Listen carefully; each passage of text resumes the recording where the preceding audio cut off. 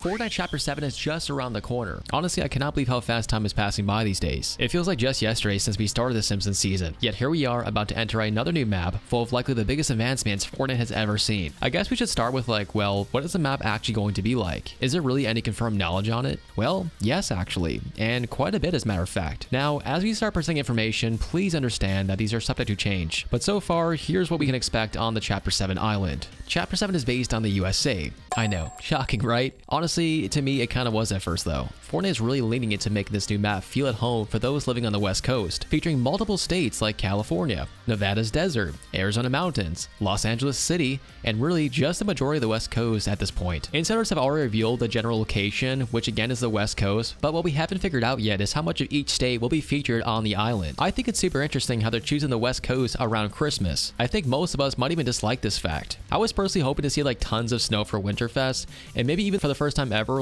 actual deep snow where you guys get your vehicle stuck, or blizzards to make it harder to see. I grew up in Buffalo, New York, which is right on the border of Canada, and trust me when I say this, I really know snow. I think it would have been really cool to see that, and I think it would make me miss my childhood, to be honest. Anyways, from these locations, there's some other details that really surprised me. Like for example, the Nevada desert section is actually based on Las Vegas, and more importantly, even Area 51. If you're one of the normal ones, you probably have no idea what Area 51 is, but my weird self was actually obsessed with it as a child. So to give you guys a TLDR, it's basically a government airbase that is highly speculated to be housing aliens. Now, trust me, I get that it might seem extremely far-fetched, but it is the US government we're talking about here, people. Alright, I'll chill on that. But Nevada is an interesting choice again for Christmas, and it's really making me wonder if Fallout might be the reason why. Fallout just dropped its new trailer, and it appears to be based on Fallout New Vegas, aka Las Vegas, which again is in Nevada's desert. I think it'd be more than a perfect opportunity to implement this flawlessly around the time it also drops in real life. Another interesting location is Los Angeles, aka Hollywood. We know from leaks that the Hollywood sign is going to be featured on the island, and is set to be named Battlewood instead, which we can then speculate we could be seeing more of a city location, as most of Hollywood is obviously made of rich neighborhoods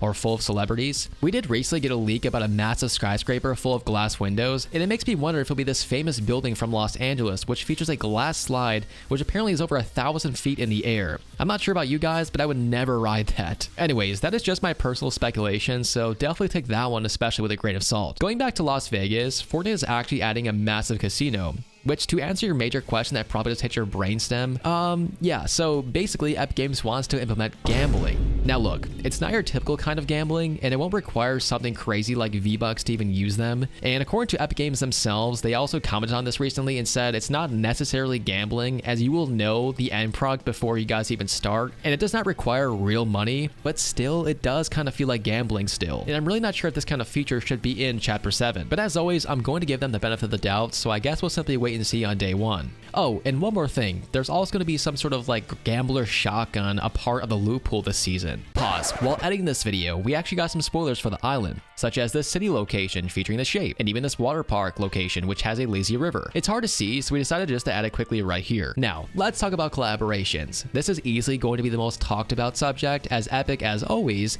is not holding back on the collaborations. Up first, we have SpongeBob. Now, as well as this may be, he's really dropping in Fortnite. I personally would expect him to be a Battle Pass skin or anything like that, but it is 2025, so we really just never know. But it will feature several cosmetics, and most of which are only known to be for Rocket Racing or Rocket League. But what we can confirm is SpongeBob himself will be a skin. If we do not get Patrick, however, I am not buying an Epic, just saying. Another surprising but massive collaboration drop is actually South Park. Not gonna lie, as horrible as this show is for kids, I watched it all the time. It is definitely a wild show, but the humor was so ahead of its time, and I'm pretty sure the same thing could be said today. From the set, what we can confirm is the entire crew will be featured and should drop inside the item shop from what I've heard. Again, this is all subject to change. One or many of these could be inside the Battle Pass, for example, but I still have my doubts on that. Moving on, we then have Harry Potter, which seems to be a sore spot for a lot of our community. I won't go into details personally to keep it family friendly, but the collaboration definitely will be something to keep an eye on. From this collaboration, we really cannot confirm anything, since major leakers aren't wanting to talk about this right now. In the event trailer, they also revealed the bride skin, which is from Kill Bill,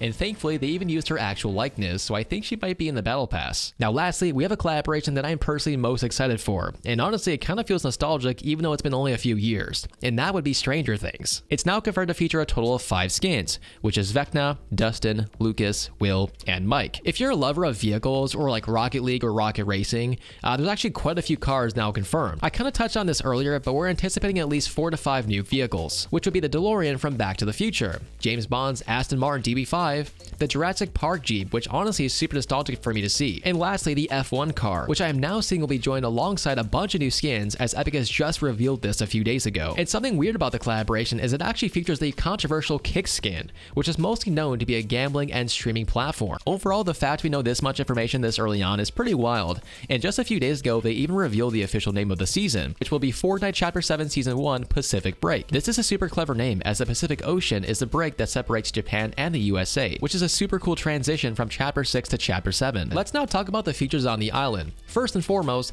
they're finally giving us trains back. These new trains will be based on Chicago's iconic monorails, and I've also recently seen a smaller leak based on a bullet style train that honestly reminded me of Japan, but I'm pretty sure that will not make the final cut. With that being said, however, we can speculate on seeing boats once again, as most of the California section is based on beaches and water. Several months ago, we got some new leaks on boats returning, and this being joined alongside some new weather changes. I really hope this is true, and I would love to see the return of the Chapter 2 sharks and skis. Those were so fun to use on the flooded Chapter 2 island. Another huge change is the storm. It would no longer be a circle, but rather take on a dynamic shape. So for example, it could be a triangle or a square.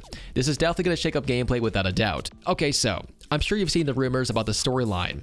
The 7 are making a massive comeback and truly might be bigger than ever. The new 0-hour event trailer has been revealed, and it's an all-out war to save reality, easily teasing the 7 will be our saviors. Multiple in-real-life teasers have been spotted this month, like at the Dodgers show, where we see 2 Fortnite mascots holding a sign that simply states the 7, or at the Stranger Things premiere this week, where we seen a Peely mascot wearing a badge of the 7. And more recently, we've seen the 7's battle bus in the Tyler the Creator's trailer, so we can say with confidence they will be fully back, and a major part of the storyline. Another new addition will be this massive thing called the Shape, and it seems to be a parody of the Las Vegas Sphere, which recently was used to promote the Kai Cenat collaboration. This will have the ability to basically react to everything around it, like fighting or building and even pets. I hear it can also be used for like event countdowns or even the storyline teasers to be played with our new protagonist. Obviously, the 7 are returning, by the way. Something very bad must be happening on the island, and I cannot wait to see what Epic Games has been cooking up. Now, on to the LEGO Pass. It's surprisingly well known already, featuring Ninjago as the main headliner,